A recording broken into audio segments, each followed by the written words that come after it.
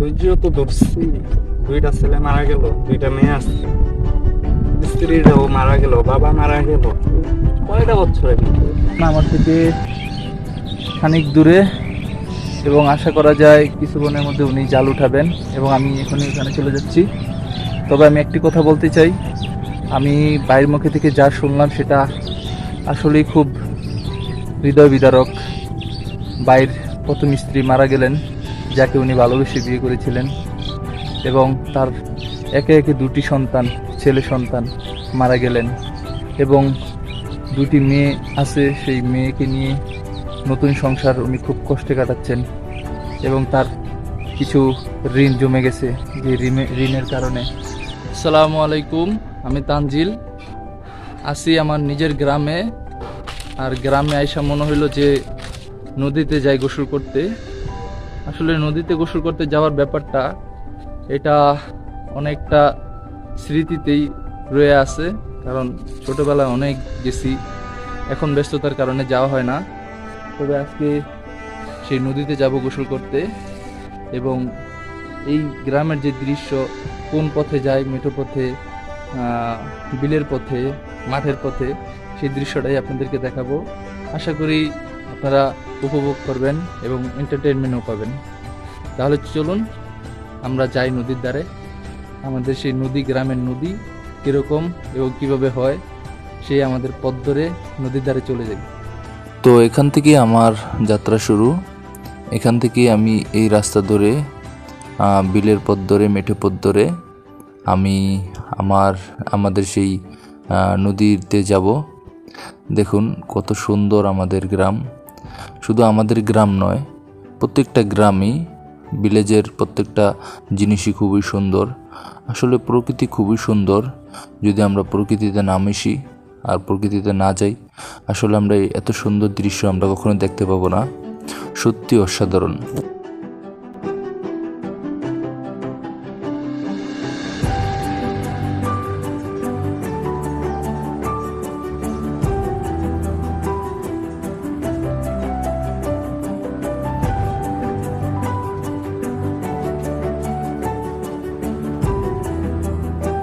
আজ একা, আর একাই যাইতেছি গোসল করতে, সাথে কেউ নাই। যে বন্ধুরা ছিল সেই বন্ধুরা আজ সবাই সবার মতো ব্যস্ত, তাই নিজে একা একা যাইতেছি নদীর ধারে গোসল করার সেই স্মৃতিচারিত সেই সুন্দর মুহূর্তটাকে একটু ধরে রাখার জন্য, একটু ফিরিয়ে আনার জন্য আজ নদীর ধারে যাইতেছি। এবং সঙ্গে আশা করি আপনারাও আছেন। আশা করি এই সুন্দর এই পরিবেশ, এই সুন্দর এই মুহূর্ত, এটা আপনারা সবাই উপভোগ করবেন। এবং যদি কখনো সময় হয়, সুযোগ হয়, একটু সেই ইটের শহর, পাথর শহর, এগুলোকে একটু প্রত্যাখ্যান করে কিছুটা সময়ের জন্য হলো এই গ্রামে আসবেন, এই প্রকৃতিতে মিশবেন, তাহলে দেখবেন আপনার মনের মধ্যে শান্তি চলে আসছে। এই প্রকৃতির মধ্যে মিশে দেখেন কি শান্তি। আমার কিন্তু সত্যি অসাধারণ লাগে। এই যে কোন পথ ধরে, বাড়ির চিপা চাপার পথ, মাঠের মেঠো পথ ধরে এভাবে গোসল করতে যাওয়া নদীর ধারে, সে অনেক দূর, সেই অনেক দূরের সেই পথ ধরে নদীর ধারে গোসল করতে যাওয়া সেই বন্ধুদের সাথে সত্যি অনেক মিস করছি। বলতে বলতেই বিলের মেঠো পথ ধরে আমি চলে আসলাম মেইন রাস্তায়। আর যাওয়ার সময় আমি আপনাদেরকে আমাদের এই রাস্তাটাকে দেখাবো।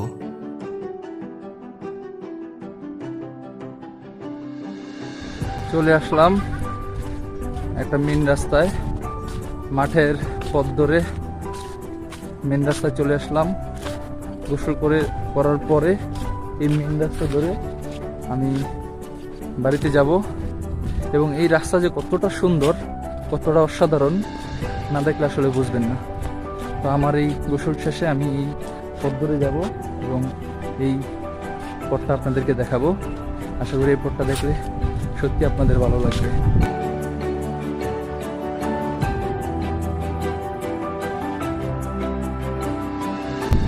চলে আসলাম নদীর ধারে। এই সেই নদী, এই যে পিছনে দেখতে পাচ্ছেন, এই যে নদী, আর সেই কাঙ্ক্ষিত সেই অসাধারণ সেই নদী, স্মৃতিচারিত সেই নদী, সেই নদীতে চলে আসলাম। আর এই নদীতে চলে আসার সাথে সাথেই আমার সাথে যেটা ঘটলো, এই নদী থেকে আসা যে ঠান্ডা বাতাস, সেটা আমার হৃদয়কে সত্যি মুক্তি করে দিল। মনে হলো যেন কোনো এক খাঁচার মধ্যে বন্দি ছিলাম এবং মাত্রই খাঁচা থেকে বন্দি দশা ছাড়িয়ে আকাশে উড়াল দিলাম। সত্যি অসাধারণ। এবং এই নদীর যে ঠান্ডা আবহাওয়া, এটা আসলে সবাইকেই একটা সুন্দর মুহূর্ত এনে দিতে পারে এবং মনের মধ্যে প্রশান্তি এনে দিতে পারে। তো এই হচ্ছে নদীর দৃশ্য। এই যে এটা হচ্ছে নদী, এই যে নদী। এখন এই নদীতে আমি নামবো এবং নেমে গোসল করে বাসায় চলে যাব। এবং যেহেতু নামাজের সময় হয়ে গেছে, তো দ্রুত চলে যেতে হবে এবং গিয়ে আমাকে নামাজ পড়তে হবে। গোসল শেষ করে পরিধান করার জন্য যে কাপড় এনেছিলাম সেটা মাটিতে রেখে নদীতে নামবো। ইতিমধ্যে নূরে আলম ভাইয়ের সাথে দেখা হয়ে গেল। নূরে আলম ভাই হলেন আমাদের বিল্ডিংয়ে যখন কাজ হচ্ছিল তখন তিনি আমাদের বিল্ডিংয়ে কাজ করেছিলেন, সে থেকে তার সাথে পরিচয়।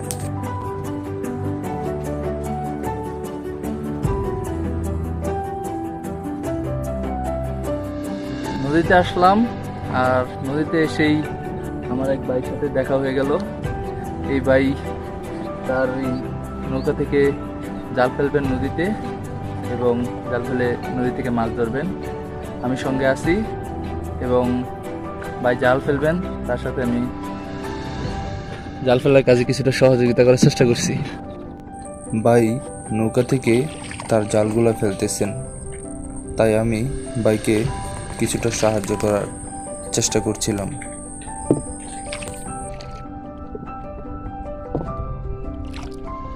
আমি বাইরে একটু সাহায্য করার চেষ্টা করছিলাম, কিন্তু পারি নাই, কারণ আমি এই পাশ থেকে বইটা চালাইলে বাইরের জন্য সুবিধা হয় না।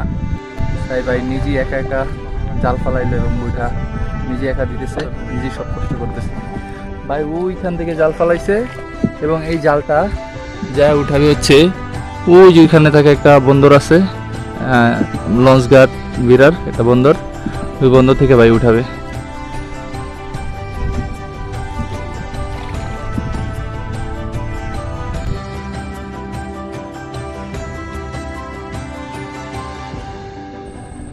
নূর আলম ভাই এবং আমি জাল ফেলে অপেক্ষা করতেছি। আশা করা যায় কিছুক্ষণের মধ্যেই ভাই পরিস্থিতি বুঝে, সময় বুঝে জালটা উঠাবেন এবং জালে কি পাওয়া যায় সেটাও আপনারা আমার সাথে দেখবেন। তবে আজকে ভাই একটু লেট করে ফেলছেন, দেরি করে ফেলছেন, যে কারণে আজকে এসে তিনি জোয়ার দেখতে পেলেন এবং আজকে একটাই জাল ফালাইছে এবং যে জালটা ফালাইছে এই জালটা ফালানোর এই সময়টা এখন না, আরও আগে আসার কথা ছিল। ভাই দেরি করে আসাতে একটু সমস্যা হচ্ছে। তবে ভাই একটাই জাল ফালাইছেন, একটাই ফালাবেন এবং এই জালটা উঠিয়ে উনি চলে যাবেন। দেখা যাক আল্লাহ কি দেন। হঠাৎ করে বাইকে দেখলাম তড়িঘড়ি করে তিনি জালগুলো আবার ছেড়ে দিচ্ছেন। ভাইকে জিজ্ঞেস করলাম, ভাই কেন এমনটা করছেন? ভাই বললেন, তারা যতজন মিলে এই নদীতে মাছ ধরেন তারা একটা মাছকে সবসময় দেখে আসছেন, যে মাছটা কখনো তাদের জালে ধরা দেয় না। তিনিও খুব চেষ্টা করেছেন, কিন্তু এই মুহূর্তেই তার সামনে সেই মাছটা পানির মধ্যে নাড়া দিছে। তাই ভাই একটু তড়িঘড়ি করে সেই জালটা ছেড়ে দিচ্ছেন।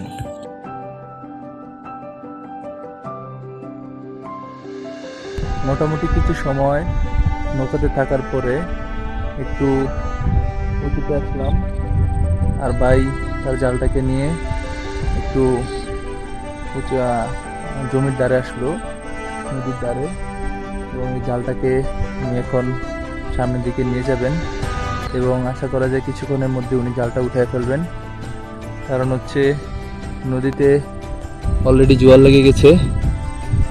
আর আজকে যেহেতু উনি দেরি করে আসছেন, তাই হয়তোবা এই জালটাই ওনার লাস্ট জাল, তাই একটু সময় নিয়ে হলেও উনি জালটাকে নিয়ে বসে আছেন এবং আশা করা যায় উনি কিছুক্ষণের মধ্যে জালটা উঠাবেন। জাল পেতে আমি আর নুরুল আলম ভাই অপেক্ষা করতেছিলাম। সেই মুহূর্তে আমি একটু আমার শরীরটাকে ভিজিয়ে নিলাম যাতে আমার একটু ভালো লাগে।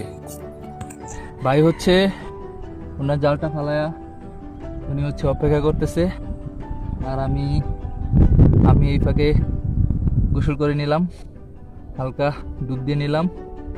আমার হয়তো আর একটু ভালো করে গোসল করা উচিত, কারণ আমি যেখানে গোসল করতেছি এখানে পানিটা একটু নোংরা আছে। তো ভাই যেখান থেকে জালটা উঠাবেন এবং আমি যেখান থেকে আসছি ভাইয়ের সাথে দেখা হয়েছে, সেখানে গিয়ে আমি গোসল করব। আসলে অনেক ধৈর্যের বিষয় এবং খুব কষ্ট। মাথার একদম উপরে সোজা রোদ আছে, আর এই রোদের মধ্যে এবং নদীর মধ্যে জাল ফেলে মাথার উপরে রোদ এই কষ্ট নিয়ে, আসলে কষ্ট, এই কর্ম সত্যিই কষ্টকর। চলতে চলতে আমি তার জীবনের এই পরিস্থিতির কথা জিজ্ঞেস করলাম। তিনি তখন আমাকে কি উত্তর দিলেন, চলুন সেটাই দেখি এবং শুনে নিই। আচ্ছা ভাই, কেমনে কি আপনি তো জাল বাইতেন না, অন্য কাজ করতেন, কেমনে এই জায়গায় সংযুক্ত হইলেন? ওইটা ভাগ্যের গাড়ি তো প্রথম তো লাইফ তো কর্ম দেওয়া শুরু করছিলাম, দর্জি কাজ। অসুস্থ সমস্যা নাই করতে পারাইতাম, গ্রামে আইলাম, রাজের কাজ করলাম, তাও জ্বর বাড়িয়া যায়। পরে কষ্ট করে একটা গাড়ি নিয়েছিলাম, ফেনা হইয়া কিছুদিন চালাইলাম। চালানোর পরে দেখি না, তাও কাজ হয় না, অভাবে ছাড়ে না, গাড়িটাও বিক্রি করা লাগলো। পরে কি করবো, পরে আপাতত কর্ম এটা পাইলাম।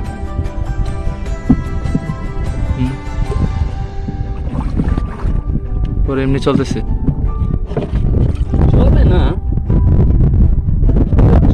না চললো পরে। এখন কি অবস্থা ভাই? এখন অবস্থা আমি আসলে আমার চোখে দেখার অবস্থা না। আমি মানে বাড়িতে থাকতে পারবো কিনা সামনে আমার এরকম একটা সন্দেহ। কি জন্য ভাই? মোটামুটি ছেলেটা মারা গেল, মোটামুটি ভালো টাকারই দেনা হয়েছে। আগেই দেনা ছিলাম, নিজে অসুস্থ, অনেকদিন ভুগছি। তারপরে এখন একটা ছেলে দিছিল, আল্লাহ মারা গেছে। মোটামুটি অনেকগুলো টাকা এই জায়গায় বাঁধছি। এখন এই ঋণের বোঝাটা কিভাবে নেব, এটাই তো টানতে পারবো না, এইটাই টানা সম্ভব না। আগে তো আছে, আগের ওগুলাই টানতে আমার কষ্ট হয়, তবে এখন যেটা হয়েছে এটা কোনো মতেই সম্ভব না। এখন সামনে আল্লাহ পাক কি করে, কি রাখছে, কি সুযোগ দেয় আমার, ওইটার উপরেই আছে। আল্লাহ ভরসা ভাই, কি ফয়সলা করিয়া দেয় আমার, কোনো ফয়সলা না করিয়া দিলে আমি চলতে পারবো না। চোখে মুখে দেখার মতো ওই নাই, হয় গ্রাম ত্যাগ করতে হইব কিছুদিনের লাইগা, না তো কি করি গেছে জানি। দেখি চেষ্টা করবো সর্বোচ্চ সৎ পথে ছিলাম, থাকুন চেষ্টা করবো থাকা। তো ধরছি দুইটা ছেলে মারা গেল, দুইটা মেয়ে আছে, স্ত্রীরাও মারা গেল, বাবা মারা গেল, কয়টা বছরের মধ্যে। তারপর ধৈর্য না ধরে কি করবো, এটা আল্লাহর ইচ্ছা, এটা ধৈর্য না ধরে উপায় নাই। টাইম দিয়া আনতে পারবো, যদি আল্লাহ যদি মাপ না করে, দয়া না করে, তাহলে সম্ভব কিছুই সম্ভব। দুইটা ছেলে দিল আল্লাহ, দিও আল্লাহ তো আল্লাহ নিয়ে গেছে, কোনো ই নাই, অভিযোগ নাই। কারণ হ্যাঁ দিচ্ছে, হ্যাঁ নিচ্ছে, আসলে অভিযোগের কোনো কিছুই নাই এখানে। হ্যাঁ নাও দিতে পারতো, অনেকেরই দেয় নাই, তারপরে তো আল্লাহ পাক আমার নিরাশা করে নাই। দুইটা মেয়ে দিচ্ছে, দুইটা ছেলে দিচ্ছে, হয়তো বা ছেলে দুইটা নাই। আসলে কি ভালো জিনিস আসলে থাকে না, আল্লাহ নিয়ে যায়।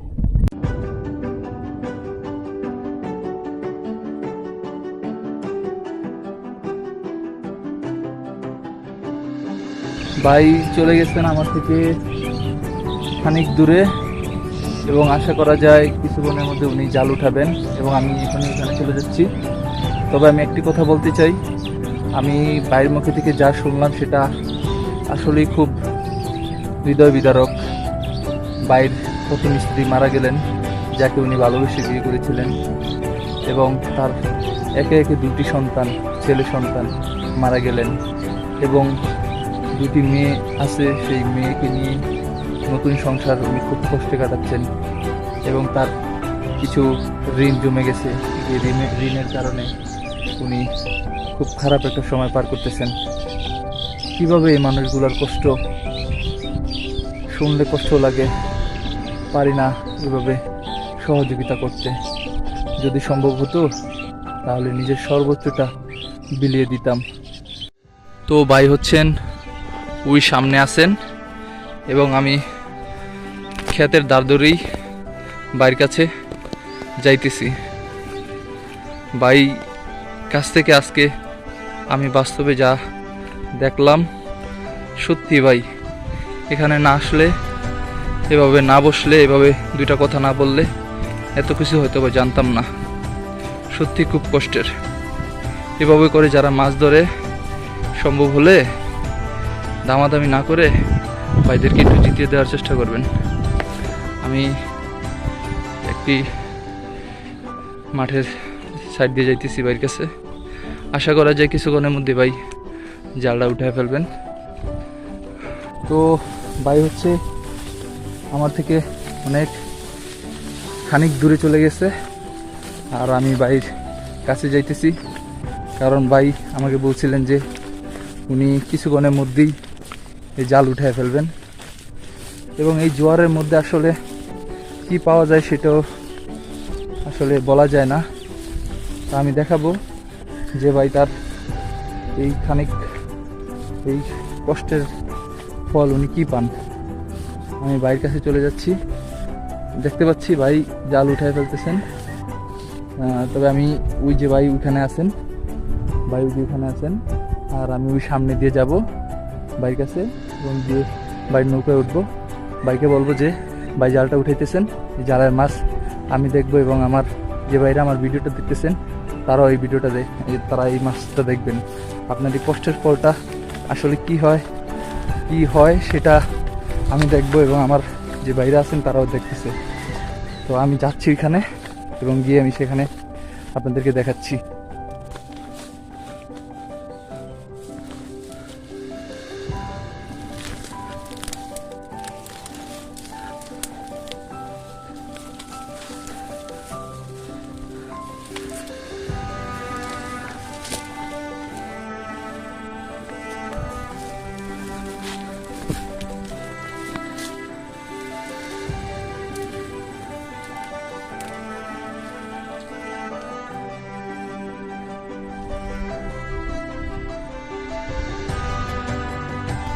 তো দেখতে পাচ্ছেন ভাই কিন্তু অলরেডি জাল উঠে ফেলতেছে, আর আমি যদি এখন ভাইকে বলি ভাই নৌকাটা দাঁড়ে আনেন, তাহলে ভাই জালে একটু সমস্যা হয়ে যাবে।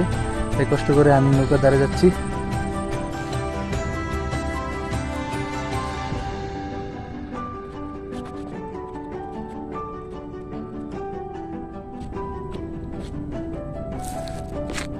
আমি যাইতেছি ভাইয়ের কাছে, বাইরে আসতে কষ্ট হবে, আমি যাচ্ছি ভাইয়ের কাছে। তো আসলে আমি বাইরের কাছে আর যাইতে পারতেছি না, কারণ আমি ভাইকে বললাম যে ভাই আমি কি আসবো। ভাই বললেন যে যদি এখন আসেন তাহলে আমার যে ডিঙ্গি আছে ছোট, এটাতে যেমন সমস্যা হবে তেমন জালে আটকে থাকা মাছেরও সমস্যা হবে, জালে সমস্যা হবে। তাই আমি ভাবতেছি ভাই মাছ ধরে আসুক, এবং যাই আল্লাহ রিজিকে দিক সেই মাছটাই আপনাদেরকে দেখানোর চেষ্টা করব। তো সঙ্গে থাকেন। ভাইয়ের কাছে যেহেতু যেতে পারলাম না, তাই এই নদীর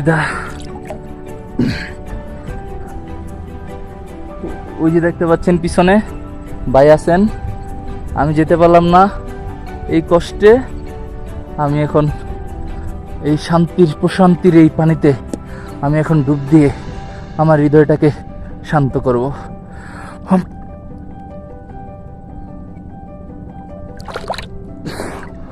আহ আহ শান্তি, কি শান্তি, এটা বলে বোঝানো যাবে না। তবে আমি ইতিমধ্যে একটা জিনিস ভুল করে ফেলেছি। অলরেডি 1:05 বেজে গেছে, কিন্তু আমি এখনো বাড়িতে পৌঁছতে পারিনি। আমার নামাজের সময় হয়ে গেছে। তো আশা করি ইনশাল্লাহ গিয়ে নামাজটা পড়ে ফেলতে পারবো। এবং ভাই খুব কাছাকাছি চলে আসছেন ওনার সেই বোতলের কাছে, এবং আশা করা যায় 2-4 মিনিটের মধ্যে উনি ওনার জাল নিয়ে, নৌকা নিয়ে কাছাকাছি চলে আসবেন। ইনশাল্লাহ আপনাদেরকে দেখাবো, সঙ্গেই থাকেন।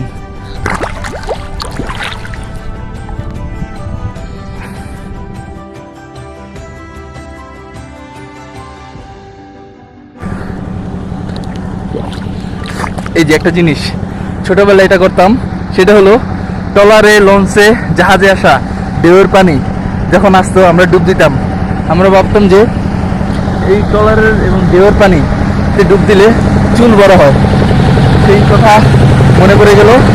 তা আমি এখন এই যে ঢেউতে আসা পানিতে আমি ডুব দিব।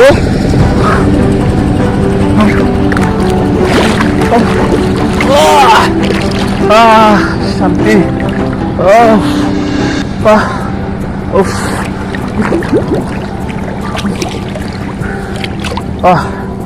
সত্যি সত্যি সত্যি ছোটবেলা সেই স্মৃতিচারণ, সেই মুহূর্ত মনে পড়লে খুবই ভালো যেমন লাগে তেমন কষ্টও লাগে।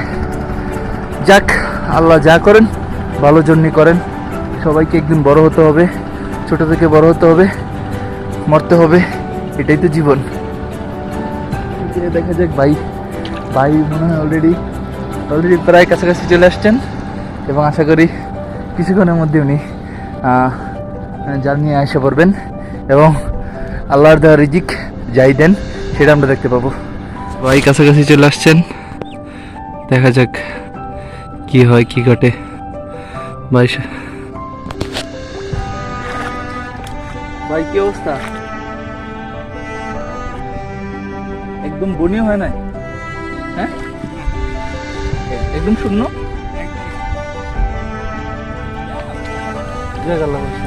সমস্যা নেই, একদমই না, একদম ছোট ঘুরাও না। একটা তো কি করছিল দেখছিলাম, আটকাইছিল, গেছে কেমন হয় বাড়ির একটা আচ্ছা, গেছে ছোট একবারে। যাক, সমস্যা নেই ভাই। আজকে আবার এমনি একটু দেরি করে আসছেন তো, এই কারণে ভাই এই যে জোয়ার পড়ে গেছে, এই কারণে হয়তো ভাই আপনি পাচ্ছিলেন তো ওদিকে কইরা, পরে জালটা আবার এদিক করছে, এই কারণে আমার কথা ছিল ওদিকে না, কিন্তু জালটা কিন্তু আপনার এদিকে আয় পড়ছে, যে কারণে মানে একটু এদিক সেদিক হতে পুরো শূন্য হয়ে গেছে। যাক, ইনশাল্লাহ ভাই আজকে পান না, আবার আল্লাহর রহমতে একদিন প্রশ্রয় দিতে পারে আল্লাহ, বুঝছেন? হ্যাঁ ভাই, তাহলে আপনি হ্যান দিয়ে আসেন ভাই, আমি তো উঠলে আপনার বেশি কষ্ট হয়ে যাবো। আমি উপর দিয়ে জায়গা, আপনি হ্যান দিয়ে আসেন, ঠিক আছে ভাই?